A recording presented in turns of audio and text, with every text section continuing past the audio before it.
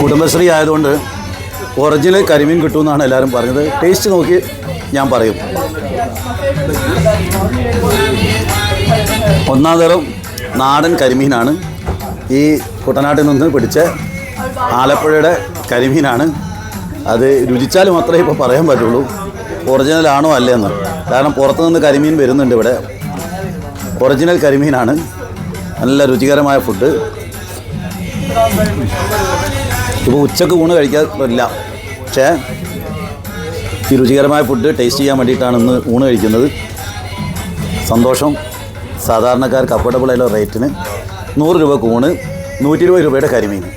ഇത് പുറത്തുനിന്ന് നമ്മൾ കഴിക്കണമെങ്കിൽ ഒരു 300-400 രൂപ കൊടുക്കണം. കരിമീൻ വറുത്ത് അതിന് നമ്മളൊന്ന് അലങ്കരിച്ച് മാലയും പൂവൊക്കെ ഇട്ട് വെച്ച് കഴിക്കുമ്പോഴത്തേക്ക് 300-400 രൂപ. ഇത് 120 രൂപയാണ്. ഇത് നല്ല ഒറിജിനൽ കുട്ടനാടിൻ്റെ കരിമീൻ. അപ്പോൾ ഇത് ഒരു അനുഭവമാണ്.